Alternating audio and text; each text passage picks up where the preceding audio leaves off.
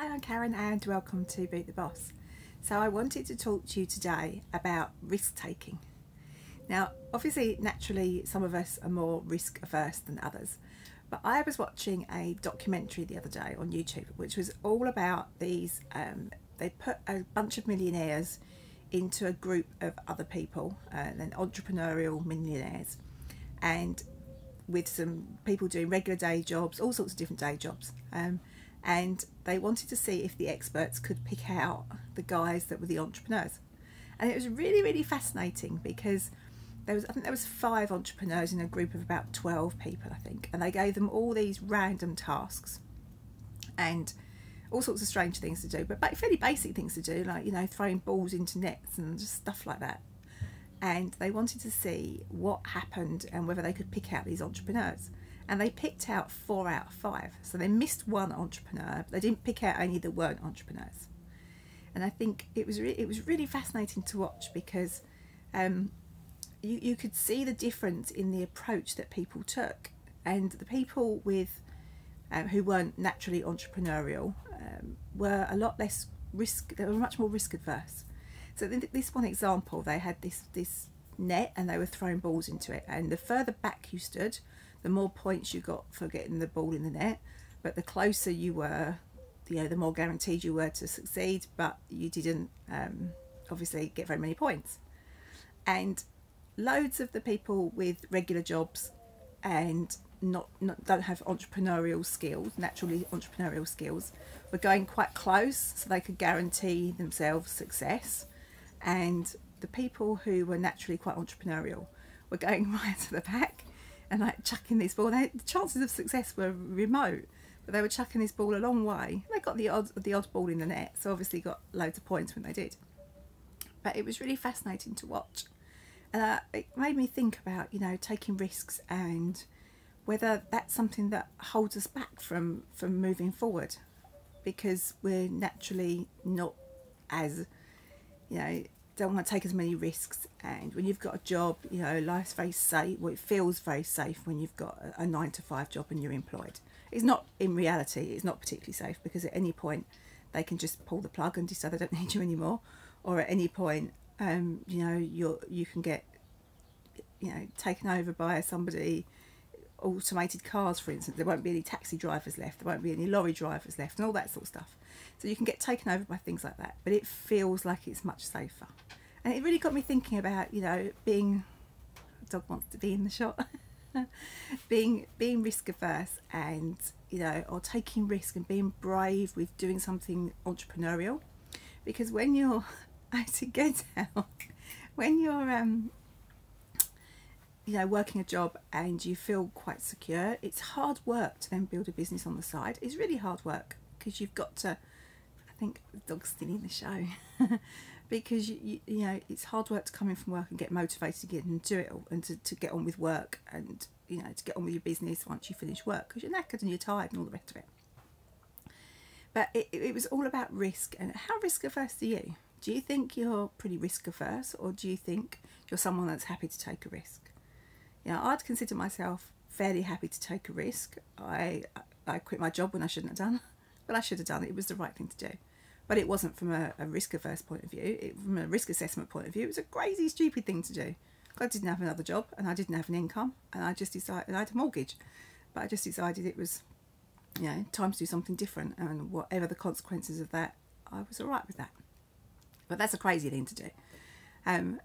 But I wouldn't consider myself particularly risk averse. I think I'd consider myself fairly happy to take a risk. But that's, you know, it all depends on each of us individually and how we feel about things. How do you feel about taking a risk? Are you happy to do it?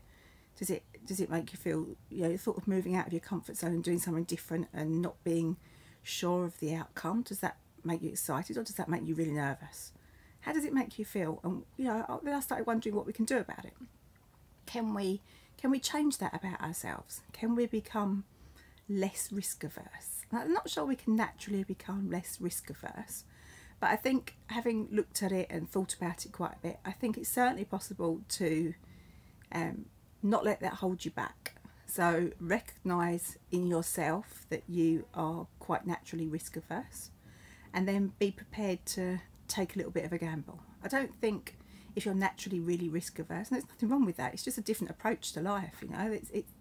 Many people would say that was the ultimate way to be, because it keeps you safe and you're more likely to have a steady life without as many massive ups and downs, because if you're risk averse, you tend to take the path that is you know, the chances of success are the greatest. But yeah, it was a really interesting documentary to watch, and I thoroughly enjoyed watching it and seeing if they could pick out the entrepreneurs in a team of people. But if you're naturally risk averse, stepping outside your comfort zone is even more difficult than it is for somebody who's happy to do that and happy to try new things and quite comfortable with that. So I think it's all about recognising that in yourself. So if you think that is something that you do, and yes, you are risk averse, is thinking about, okay, so what can I do to not let that limit me in what I do going forward? I like to have, if you're risk averse, you like to have the steadiness and to know that everything is the same and not going to radically change, or you're not going to put yourself in any form of danger. I don't just mean like literally falling off a cliff or something. I mean in terms of financial danger and things like that. You know, it's a very safe way to live life, and a very unstressful way to live life. Is that word? Unstressful? I'm not sure it's a word. But it's a way of living life, I guess, that means that you feel pretty comfortable all the time.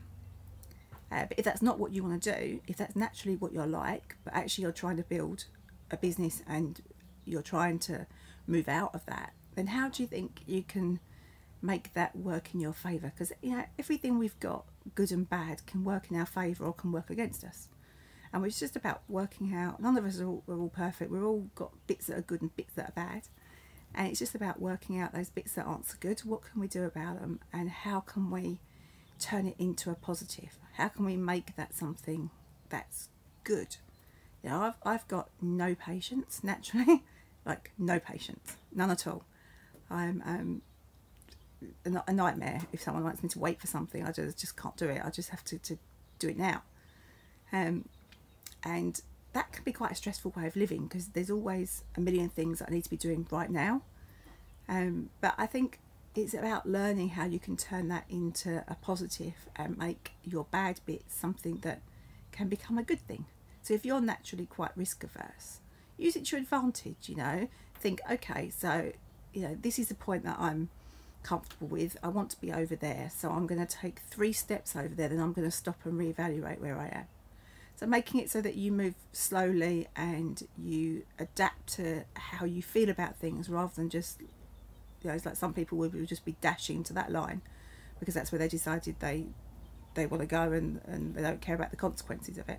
Not don't care, but, you know, they're not concerned about the consequences. So anyway, that was my thoughts for today, and it was a really great documentary, and if I can find the link I'll put it below, because it was really fascinating to watch and really, really interesting. And so give it a watch and you'll see, you know, how the people naturally respond, and also what you can do to take, you know, the best bits and the worst bits of yourself and make them work to your advantage, because that's, you know, that's really key in doing your best in your business, is using your best bits and your bad bits to your advantage where you can. Right, have a great day, guys. I'll see you in the next video.